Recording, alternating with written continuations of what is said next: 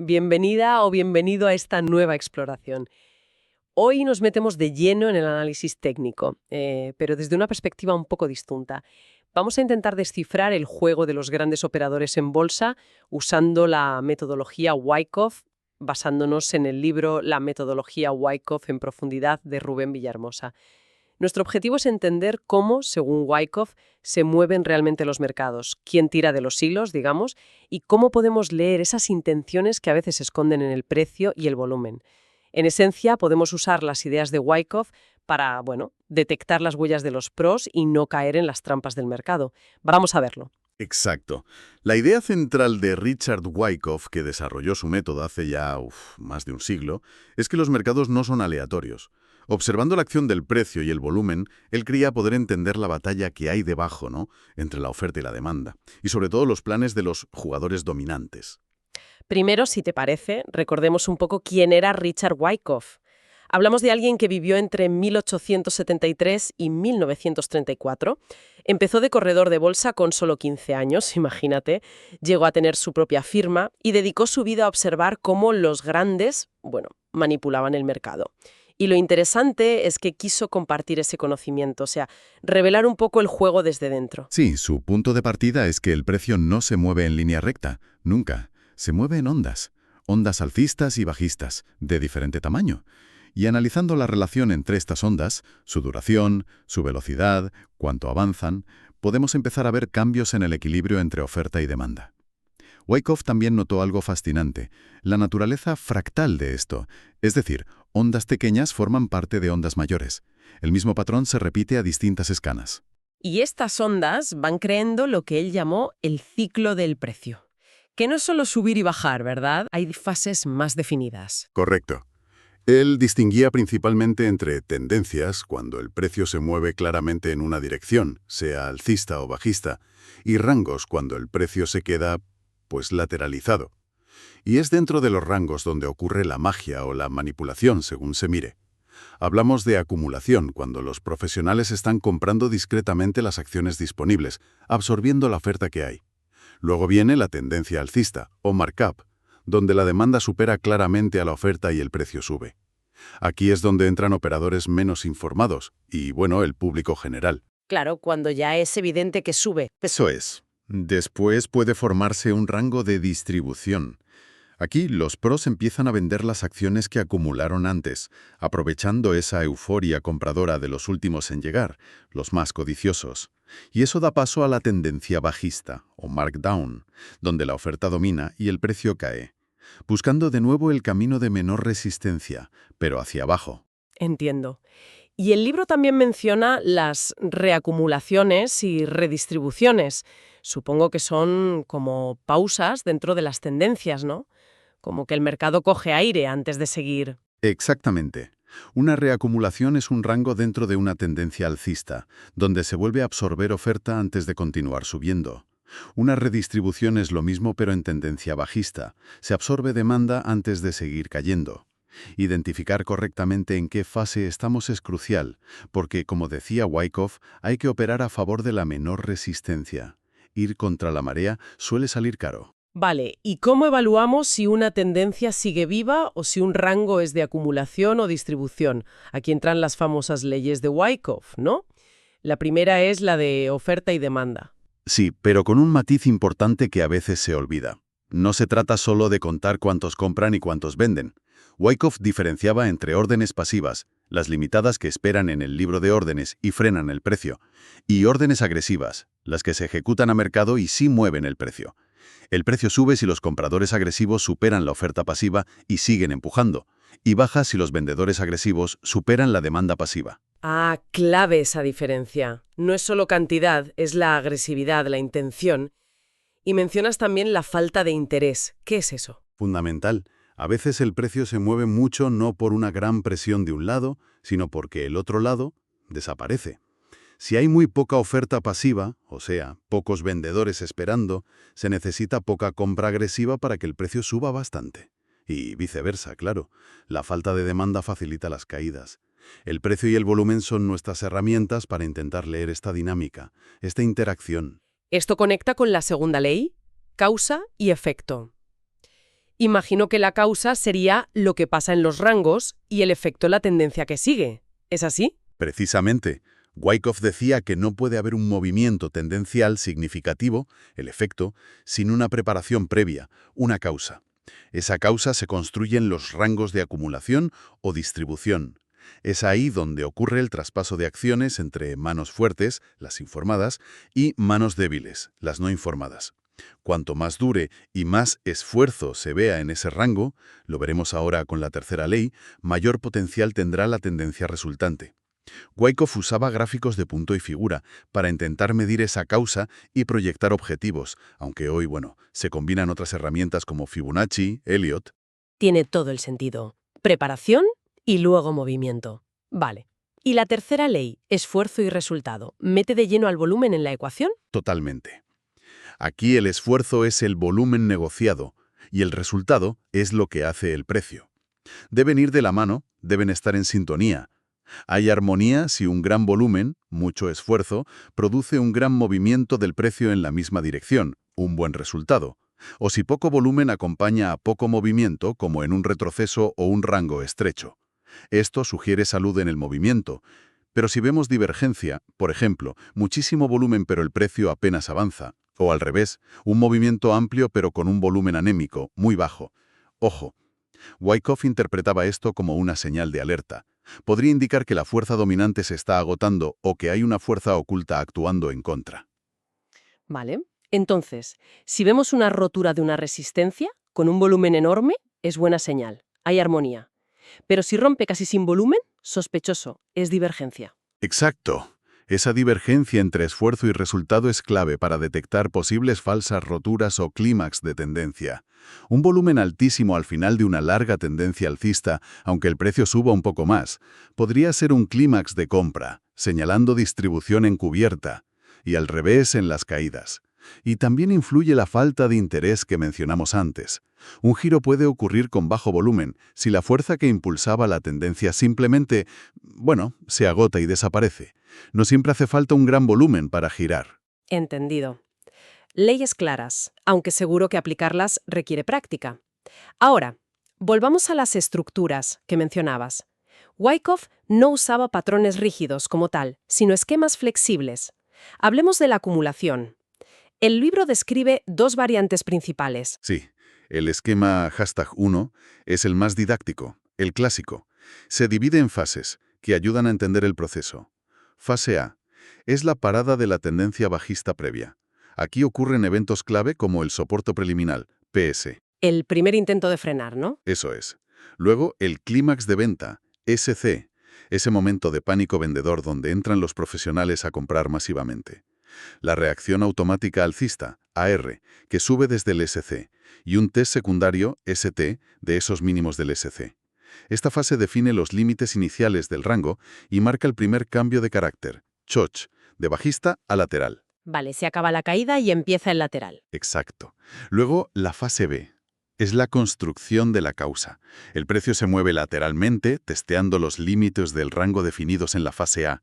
Aquí se absorbe la oferta restante. Puede haber amagos alcistas, Upthrust Action UA, o bajistas, Secondary Test as Sign of Weakness, ST Soule. Piénsalo como la calma tensa antes de la tormenta, donde se acumula energía, donde se está gestando algo. La preparación. Sí. Fase C. La prueba de fuego. Aquí suele ocurrir el famoso spring o shakeout. Es una sacudida, una ruptura intencionada del soporte del rango, luego vemos por qué. O podría ser un LPS, Last Point of Support, si no llega a romper mínimos. El spring. Ese siempre se comenta. De fortaleza, Sign of a Strength, SOS, con el precio volviendo rápido dentro del rango y empezando a crear mínimos crecientes. Last Point of Support, LPS. Se rompen resistencias internas, el arroyo, el creek, lo llamaba él, que se llama Jump Across the Creek, JAC. Y a menudo hay un testeo a esa zona rota, Back Up to the Edge of the Creek, BUEC, muestra la tendencia alcista dentro del rango. Ya se ve intención de subir ahí. Correcto. Y finalmente, fase E. La tendencia alcista ya es clara y se desarrolla fuera del rango. El precio se escapa al alza. Has mencionado el spring como algo clave en la fase F. Una ruptura falsa de soporte para engañar y comprar más barato. ¿Qué función tiene exactamente? ¿Por qué hacen eso los profesionales? Bueno, según la lógica de Wyckoff, es una maniobra maestra de manipulación. Tendría tres objetivos principales. 1. Hacer saltar los stops de los que ya habían comprado dentro del rango, los que pusieron su protección justo debajo del soporte. 2. Engañar a nuevos vendedores para que entren cortos, pensando que la caída continúa tras la ruptura del soporte. Y 3. El más importante. Permitir a los profesionales comprar toda esa liquidez, las ventas inducidas por el pánico y los stops saltados, a precios ventajosos, justo antes de iniciar el movimiento alcista. Es como la limpieza final de la oferta flotante. ¿Qué? Maquiavélico suena, pero revelador si funciona así. Y mencionaste que hay un esquema #2 de acumulación. ¿La diferencia principal cuál es? La clave está en la fase C. En el esquema #2 no hay un spring que rompa los mínimos de la fase A. El test final, que sería un LPS, Last Point of Support, ocurre por encima de esos mínimos iniciales del SC. Indica que la demanda es tan fuerte que ni siquiera permite que el precio caiga tanto como para romper el soporte previo. Es una señal de mayor fortaleza subyacente, ¿sí? Pero paradójicamente es más difícil de operar porque falta esa sacudida confirmatoria del spring, ese engaño claro. La entrada suele buscarse más tarde tras la rotura de la resistencia del rango en el Buick. Entendido. Fortaleza oculta, pero más sutil, más difícil de pillar. Ahora, vayamos al otro lado. La distribución, el proceso inverso, imagino. Vender lo acumulado a los incautos. Exacto, es el proceso espejo. El esquema #1 de distribución también tiene fases. Fase A. Parada de la tendencia alcista previa. Eventos parecidos, pero al revés. Resistencia preliminar, PSI. Clímax de compra, BC, esa euforia compradora donde los pros empiezan a vender fuerte, reacción automática bajista, AR, y T secundario de esos máximos del BC. Define el rango y el choch de alcista a lateral. Vale, la fiesta se acaba, empieza el lateral. Eso es. Fase B. Construcción de la causa, pero esta vez es lenta. El precio testea los límites. Podemos ver upthrusts, UT, que superan resistencias brevemente para atraer compradores, o señales de debilidad Minor Sign of Weakness, MSOW, al perder soportes internos. Fase C. El test final. Aquí puede ocurrir el Upthrust After Distribution, UTAD. Es la sacudida alcista, la ruptura falsa de la resistencia del rango. O si hay mucha debilidad subyacente, un test que ni siquiera llega a los máximos previos. Sería un LPSI, Last Point of Supply. El UTAD. El spring de la distribución, por así decirlo. Justo. Fase D. Se confirma la intención bajista dentro del rango. Vemos una señal mayor de debilidad, Major Sign of Weakness, MSOW, al romper soportes clave del rango seguida de máximos decrecientes, LPSI, en los intentos de subir. Fase E. La tendencia bajista ya es clara. El precio cae fuera del rango establecido. ¿Y el UTAD, esa sacudida alcista, tendría la misma lógica de manipulación que el spring? Misma lógica, pero al revés. El UTAD buscaría 1. Hacer saltar stops de los que estaban cortos dentro del rango. 2. Engañar a nuevos compradores para que entren largos pensando que la subida continúa tras romper la resistencia. Y 3. Permitir a los profesionales vender sus últimas acciones a precios altos, aprovechando esa liquidez compradora inducida por la euforia y la ruptura. Es la limpieza final de la demanda antes de la caída fuerte. Entendido. Y supongo que el esquema #2 de distribución es similar al #2 de acumulación. La fase C, un LPS, no llega a superar los máximos del clímax de compra. Sería una señal de más debilidad intrínseca, pero sin la sacudida clara del UTAD. Correcto, indica mayor debilidad, sí, pero, de nuevo, más difícil de pillar sin esa confirmación visual del engaño alcista. La entrada corta se buscaría probablemente tras la ruptura del soporte del rango en el testeo posterior, otro LPSI. Todo esto suena muy lógico en retrospectiva, claro, viendo el gráfico ya formado, pero identificar estas fases y eventos en tiempo real con el ruido del mercado debe ser complicado. Por ejemplo, ¿cómo distinguimos una pausa para seguir subiendo, una reacumulación, de un techo de mercado real, una distribución? Ambas empiezan parando una tendencia alcista y formando un rango. Esa es la pregunta del millón, sí, y el gran desafío práctico de aplicar Wyckoff. Él enfatizaba el análisis contextual continuo. No hay una regla mágica. Hay que fijarse en los detalles dentro del rango. ¿Cómo es el volumen en las caídas? ¿Es alto, sugiriendo que hay oferta presente, quizás distribución? ¿O es bajo, sugiriendo absorción, quizás reacumulación? ¿Cómo son los movimientos alcistas dentro del rango? ¿Son fluidos y con volumen decreciente en los retrocesos? ¿O los cuesta subir y el volumen aumenta en las caídas? ¿Aparecen divergencias esfuerzo-resultado en los intentos de romper al alza? ¿Vemos springs o intentos fallidos de spring, acumulación? ¿O más bien upthrusts o UTADs, distribución? No hay una señal única y definitiva. Es la suma de evidencias lo que te va inclinando la balanza hacia un lado u otro. Requiere paciencia y mucho análisis minucioso entonces. No es para operar con prisas. Antes mencionaste eventos clave como el Selling Climax, SC y el Spring. ¿Podemos profundizar un poco en qué buscar para identificarlos mejor? Claro. El Selling Climax, SC, marca el fin al menos temporal de la caída. Lo identificamos, o lo sospechamos, por un volumen extremadamente alto en una o varias velas bajistas. A menudo, estas velas tienen rangos amplios o dejan largas mechas inferiores, que es una señal visual de que está entrando compra para frenar la caída. Es el momento de pánico máximo, donde saltan stops, los últimos vendedores entran, y ahí es donde los profesionales aprovechan para comprar masivamente, según Wyckoff. Es importante que sea testeado después por el ST en fase A, para confirmar que la presión vendedora realmente ha disminuido tras ese clímax. Y ojo, a veces hay un SC de agotamiento sin ese pico de volumen tan exagerado, si la venta simplemente se seca gradualmente. Puede pasar. Vale, volumen extremo y pánico. ¿Y el Spring o Shakeout en fase C de acumulación?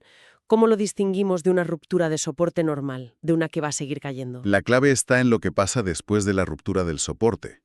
Un sprint típico, sobre todo los tipos #1 o #2 que describe el libro, rompe el soporte, a menudo con un aumento de volumen. Lo que parecería confirmar la ruptura. Exacto, ahí está la trampa. Pero rápidamente el precio es rechazado y vuelve a meterse dentro del rango con decisión. La recuperación es rápida. Si la ruptura es con volumen bajo y rango estrecho, el tipo #3, es una señal aún más fuerte de agotamiento vendedor. Casi nadie vendió en la ruptura. Y luego, el test del Spring es crucial. Si el precio vuelve a caer hacia la zona del mínimo que dejó el Spring, pero lo hace con volumen bajo y sin fuerza, sin apenas avanzar, eso confirma que la oferta ha sido purgada, que la limpieza funcionó. Eso es una señal de compra potente para Wyckoff. Si el test falla, es decir, si vuelve a caer con volumen o con fuerza, la acumulación probablemente no esté lista todavía. Necesita más tiempo o más trabajo. Entendido. No es solo la ruptura en sí, sino la reacción posterior y sobre todo la calidad del test lo que da la pista sobre la intención real. Es como una pregunta que lanza el mercado. ¿Queda alguien por vender aquí abajo? Si la respuesta es silencio, bajo volumen, vía libre para subir. Exactamente. Wyckoff veía el mercado como una constante conversación, a veces a gritos, a veces en susurros, entre la oferta y la demanda, y con los grandes operadores intentando dirigir esa conversación a su favor.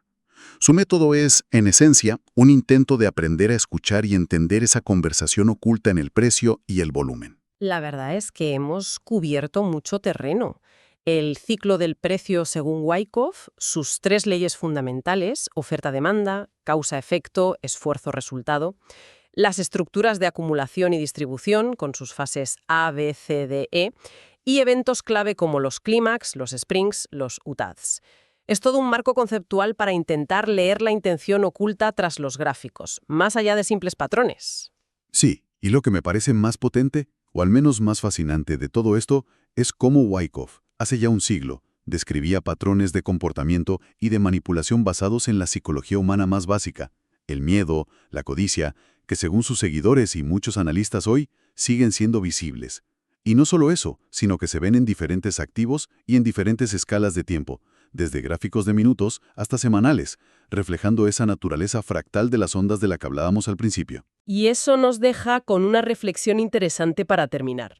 En un mercado cada vez más rápido, más complejo, dominado por algoritmos de alta frecuencia, ¿hasta qué punto este análisis estructural, que está basado en detectar la intervención humana inteligente y las emociones colectivas, sigue siendo válido? ¿Podemos realmente seguir detectando esas huellas del miedo y la codicia que Wyckoff identificó a pesar de toda la tecnología y la complejidad actual? Bueno, pues algo sobre lo que pensar.